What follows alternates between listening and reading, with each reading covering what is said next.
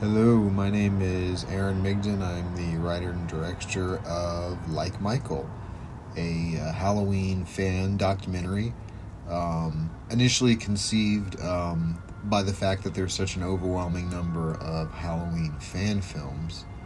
Um, and even the documentaries that exist about Halloween tend to be mostly, you know, as they should, about the filmmakers and about the actors, but I really wanted there to be something that was representative of how the fans were, and so I ultimately made this documentary for the super fan, for someone like me.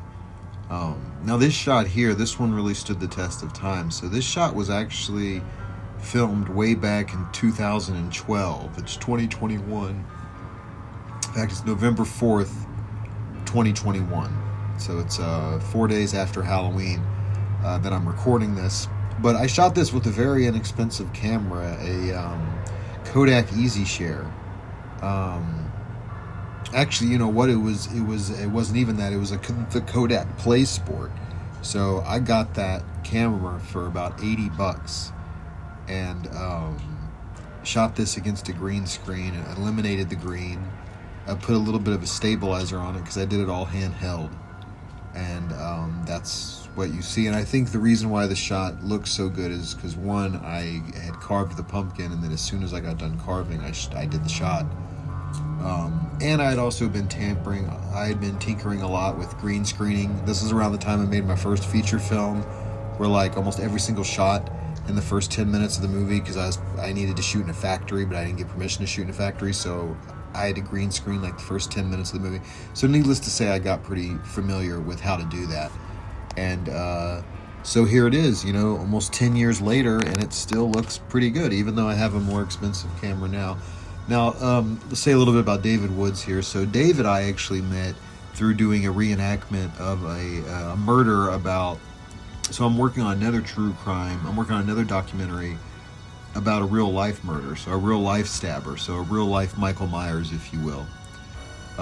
And I asked him if he wanted to be part of this project, and he's a very enthusiastic young man, and he said yes. And, being a former Marine, I think having him there with me, even though South Pasadena is very safe, we were lugging around a lot of equipment, and it was nice to have him there. That's him on the left and then me on the right. This was the very first thing we filmed that day. Very tricky, because not only was it a noisy intersection, but there was a lot of people around. You only see 3 in the shot, but there were quite a few people around. In fact, there was one take, because we really struggled with this scene, and I think even what you hear is blended audio takes that were blended together to make it look like one take. But there was one take in particular where everything was perfect all the way until I said the second to last line, and then someone, I guess a resident of South Pasadena, made a comment about the fact that I was commenting on people coming here every Halloween, like the overwhelming number of people who go to South Pasadena on Halloween. And so basically she ruined the take.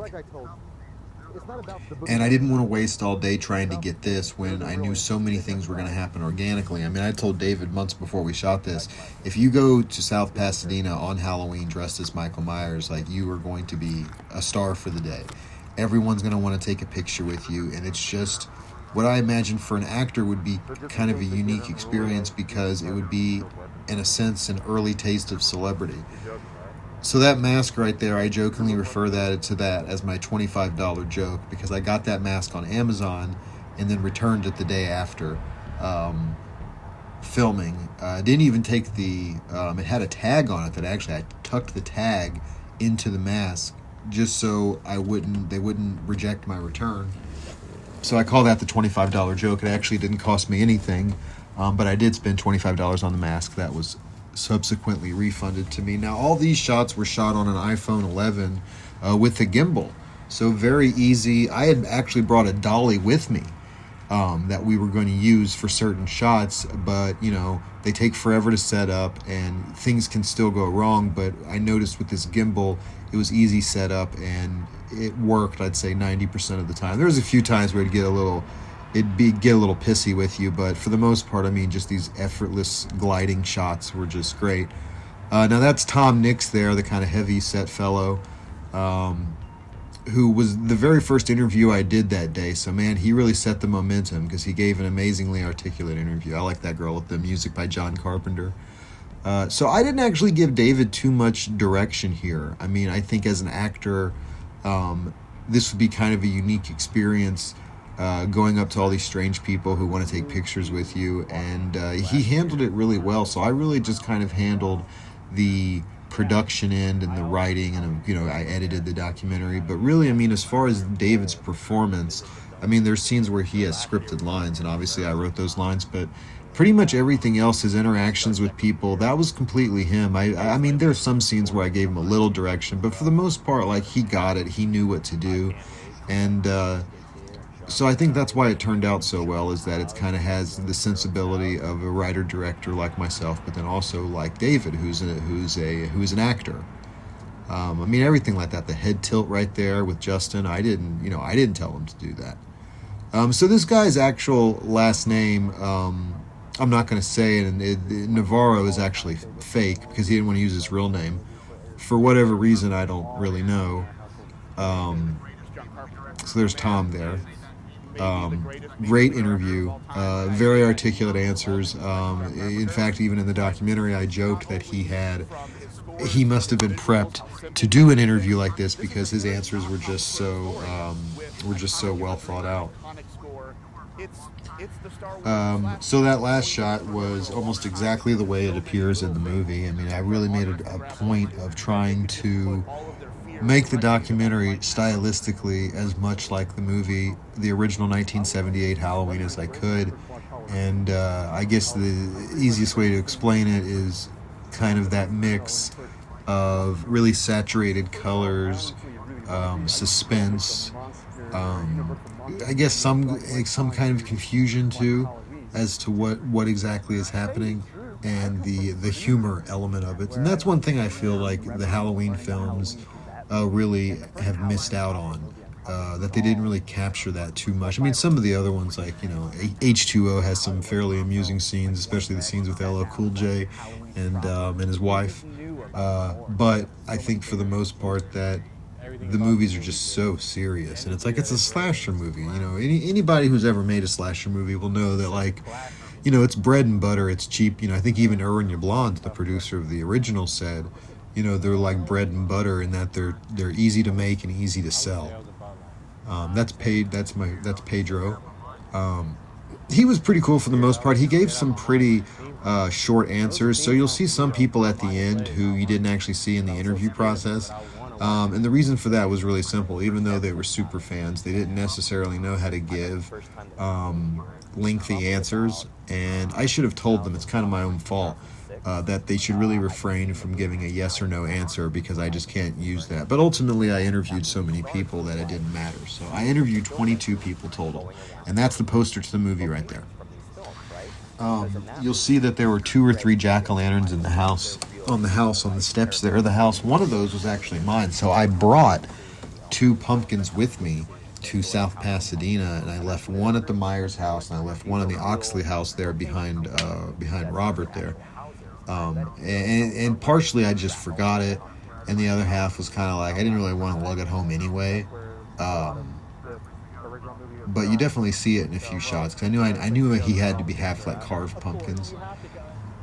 That's my first Loomis. See, now the funny thing about this guy is I didn't know how to spell his name, and at the end he gives his Instagram handle, and I've probably listened to that about 20 times, and I have no idea what he's saying.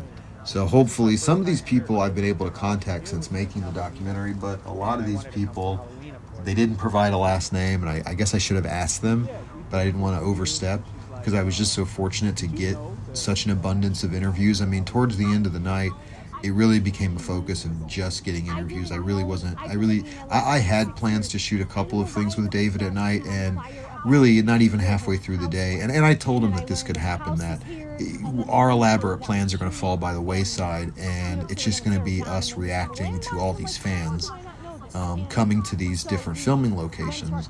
And and I knew that it was going to be like that. I mean, hell, that's kind of the genesis of the film, if you will. So that's Miyagi,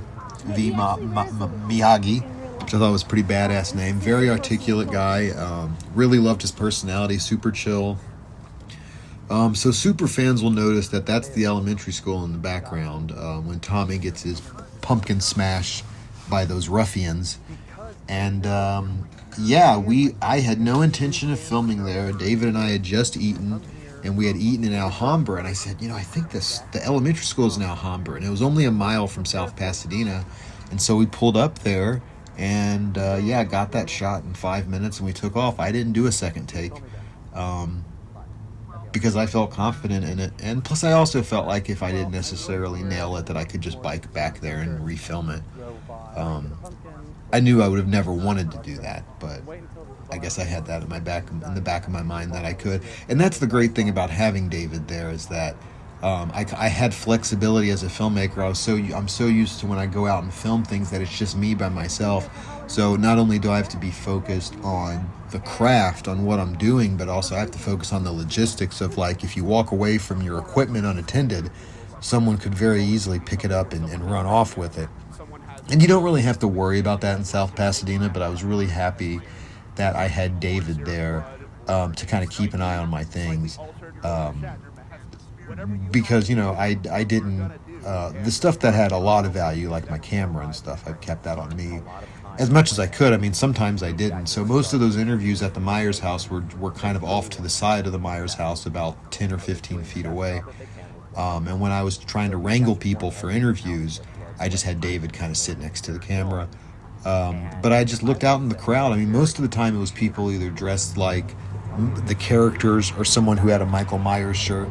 And I pegged those people for the ones who were like the super fans. And for the most part, I was right.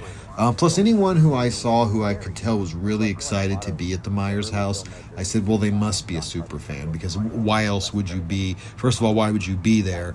But secondly, why would you be so excited? And there was one or two people I talked to that their excitement was kind of overshadowed by the fact that they were just a little too much.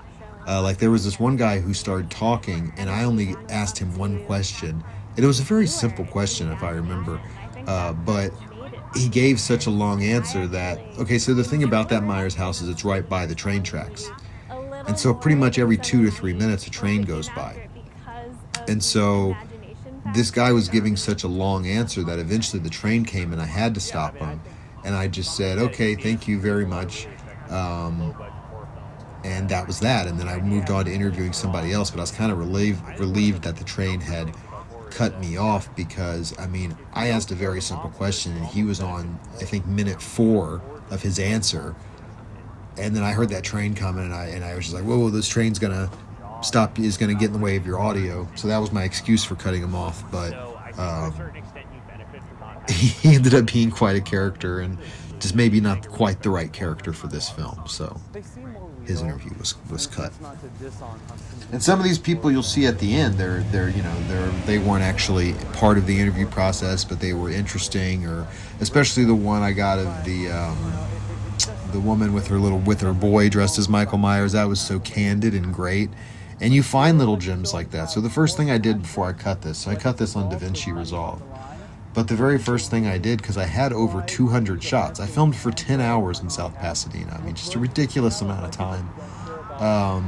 And I had 200 shots. And so the first thing I did, once I copied everything to my hard drive and Google Drive and every other drive I could have to back up my footage, I had to sit there and watch everything. And so what I tend to do as an editor is I'll watch all the footage, start cutting, and then when I get near the end, I'll rewatch all the footage, just because you find those little gems, those precious little moments where you're like, oh, that would have been really good in the documentary. And I have to say, for this I really didn't do that. I got to the end, I knew how I was going to end it, and I said, yeah, there's these cute little shots, but I don't necessarily want to cut off someone during an interview just to show these shots, and it might not even work anyway. So I actually skipped that part of the process for this movie. But I had this concept for a while. So 3 Halloweens ago, or was it two? Two Halloweens ago, I went here to South Pasadena for Halloween. Filmed a bunch of stuff. Didn't have anything planned. Really filmed it more like a vlog. But I interviewed the woman who lived in the Oxley house, and you see her cameo here in a minute. The woman who owns the Jamie Lee Curtis Laurie Strode house. I got a great interview from her, and then I went to go have lunch, and I noticed that none of the footage would play. And ultimately, I found out that the SD card that I shot it on was had some sort of issue. So a lot of this movie was almost like do what I did but make it better, and I'm really, really happy with how this came out, because the stars really did align. I missed to talk to 300 people that day, and it was just an unbelievable experience just to see. I mean, you meet so many people who are exactly like you. I mean, when I got these interviews, I would say 80% of the people that I asked to interview said yes. And even the ones that I needed to convince, it didn't take that much convincing. Because these are super fans like me. Now, the only issue I had, so you would think, okay, filming in these neighborhoods, the people who own these houses are not going to like this. And the thing I found so funny was the people who owned the houses were very hospitable. In fact, when we were filming this Hollywood, that hedge scene, when we were filming that hedge scene, the owner of the house came out, just to say hello. And I even told her, I said, we'll be out of your hair in just a second. And she said, oh no, take your time. I think it's great. And that's the most you could ever ask for somebody, is to not only be okay with it, but to actually be like, take your time, fan, this is your day. I mean, that's basically what she was saying to me without actually saying it. So this guy is Jordan Lear. He was really cool. He let us murder him on camera, which was actually his idea.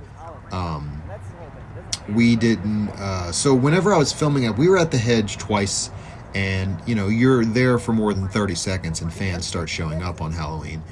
And so when people would come up, first thing I'd say, is it okay if I film you? And if they said yes, I said, so I'm working on a documentary about Halloween fans. Can I film you guys? And if they said yes again, I would say, okay, you can interact with my Michael Myers, just do not talk to me behind the camera, because it kind of breaks the fourth wall. And I have to say, even though these were total strangers, as soon as I said that, they just completely ignored the fact that I was there. And I think that's why those moments are so candid and so real, because people really did forget that I was there. And I think a lot of it is because I shot it with an iPhone, so I think with a bigger camera, with bigger production, it'd be kind of hard to ignore us. But it was really just me filming it. I mean, the Michael, David, who was dressed up as Michael Myers, was usually involved in the shot. They wanted him to be in the shot. And I have to say, everybody was cool with the fact that my Michael Myers was black. I think one person commented on it, and even then they didn't comment on it in a derogatory way, just in like, hey, you're using a black guy. And they didn't even say that, but it's basically what they were observing the fact that the shape, if you will, was a black guy.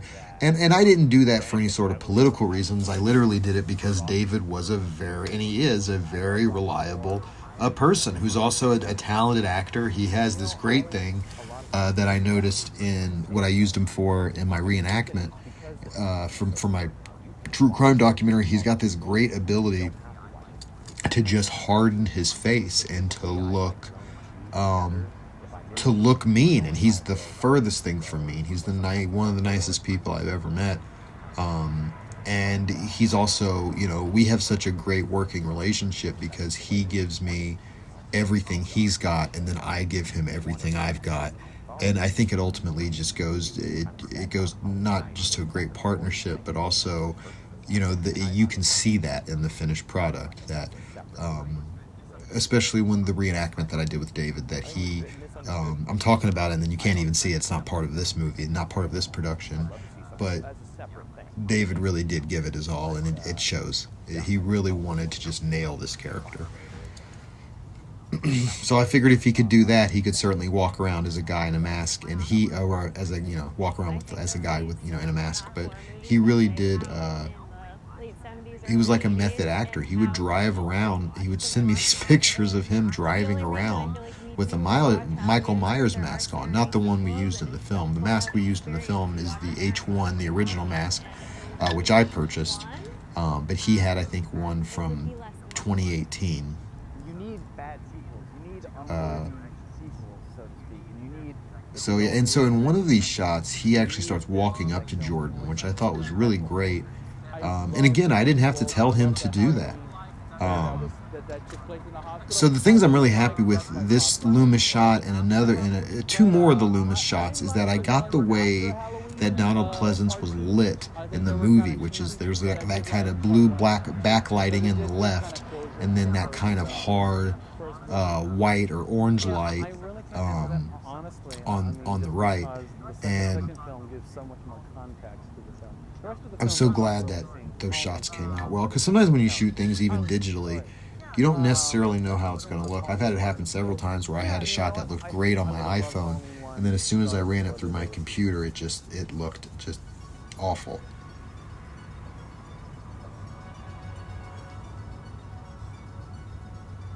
So yeah, so the area that you just saw David standing, that was the original location of the house. So the house had been moved like 2 or 3 houses down.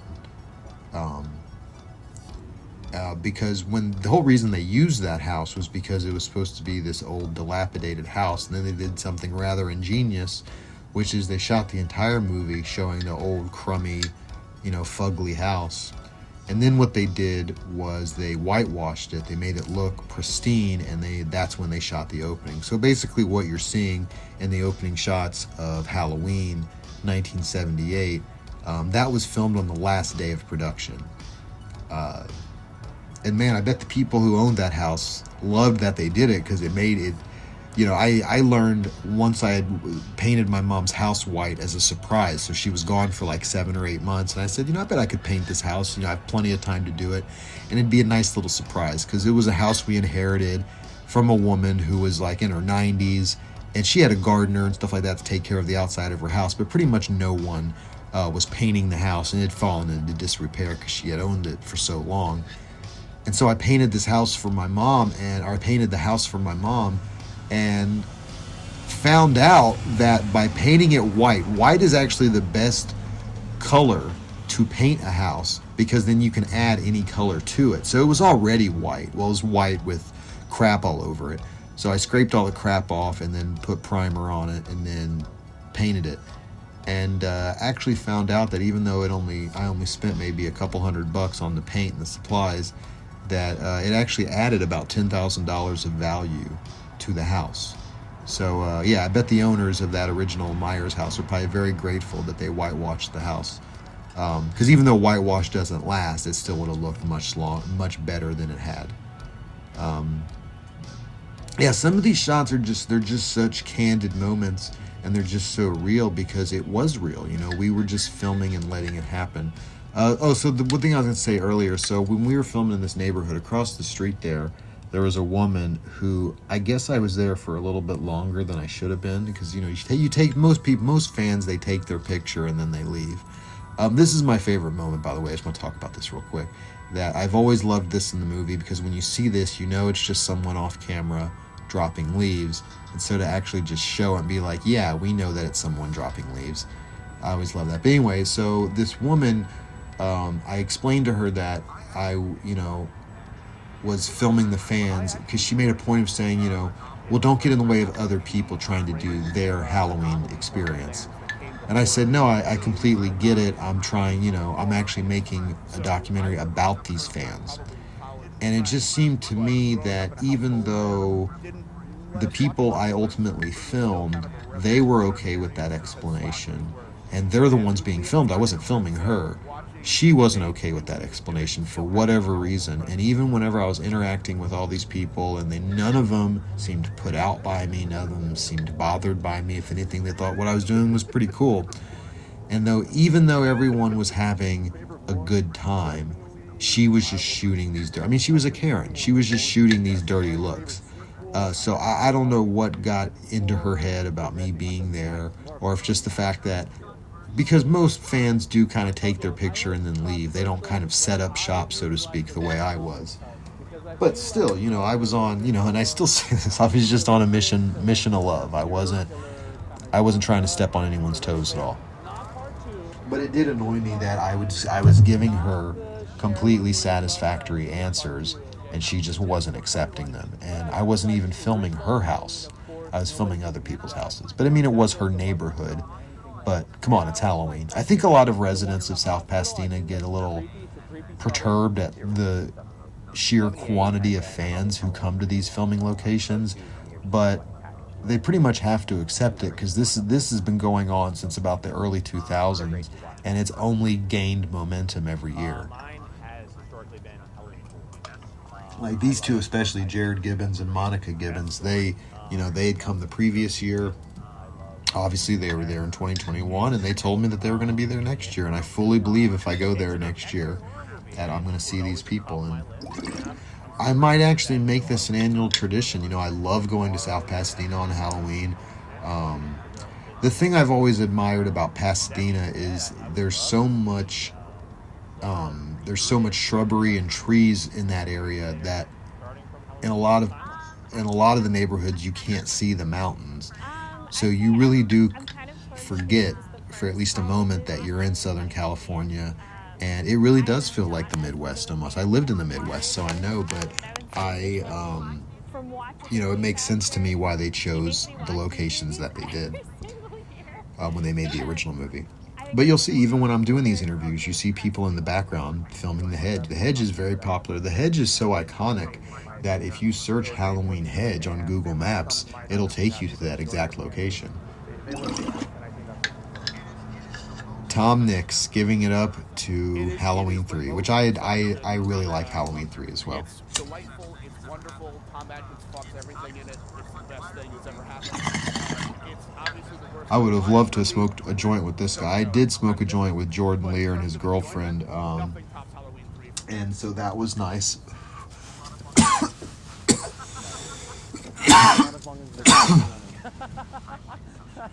And come to think of it, that was around the time that lady started asking me a lot of questions. So maybe it was the fact that I was smoking a joint in her neighborhood. But I mean, marijuana has been legal in Los Angeles for quite some time. Like full-on recreational has been legal. So you just have to accept it. But I don't know what her trip was exactly.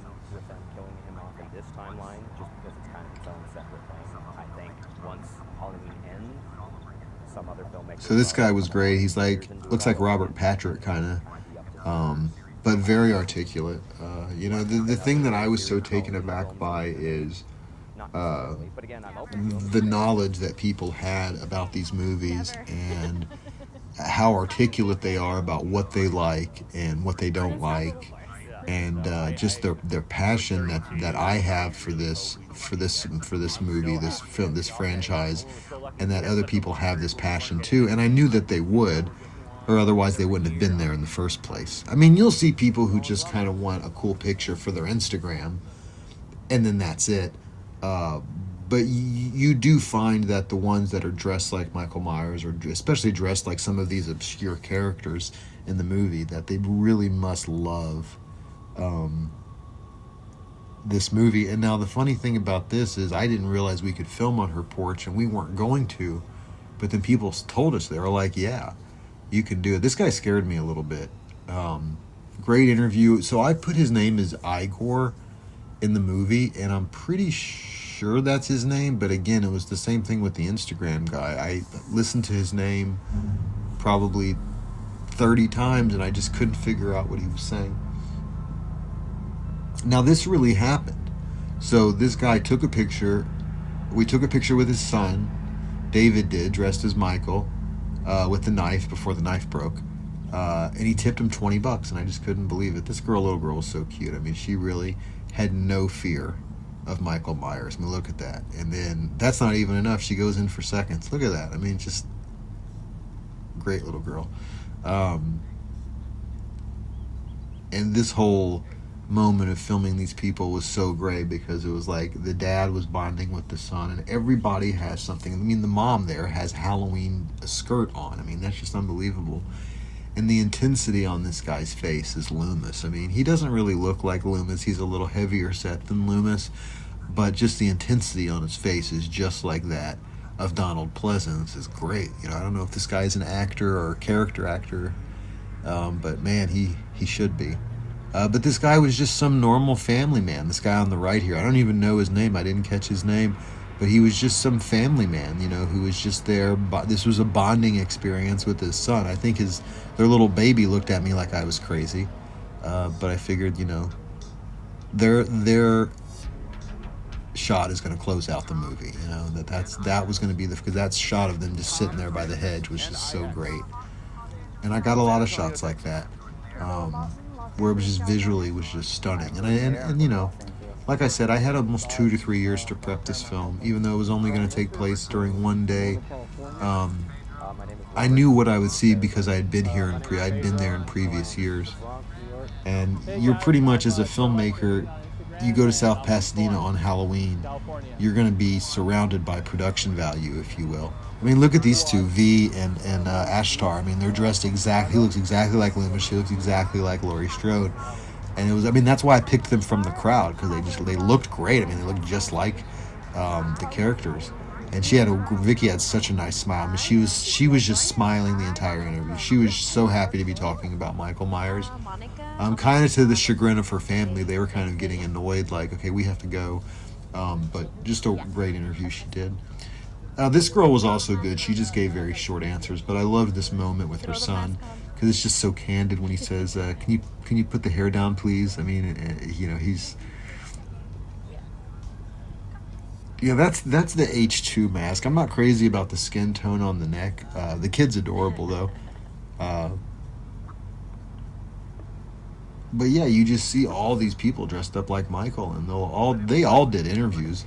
Pretty much everybody I saw dressed like Michael did an interview. Now, this guy was actually here to film a movie, so we weren't the only people there filming a movie. I mean, obviously, we were a very low-key production. I mean, it was just me and David. We had no crew, and pretty much I had like 2 duffel bags full of equipment, and I was able to consolidate what I knew I needed for the scene into my backpack. So I just walked around with this backpack of equipment to get our shots, and he was the other guy working on the movie, which I appreciated that they actually took time out to talk to me. But they both did, to do like a 5 or 10 minute interview, which is not a lot of time, but it's still nice that they did it. And yeah, then the final shout out I just want to give to is to Carl Casey, who he does this great John Carpenter-esque music, and he lets people use it for free, and I guess that's the most you can ask for. This is the first movie I've legally owned, because I shot everything, and the music is his with permission. Thank you for listening.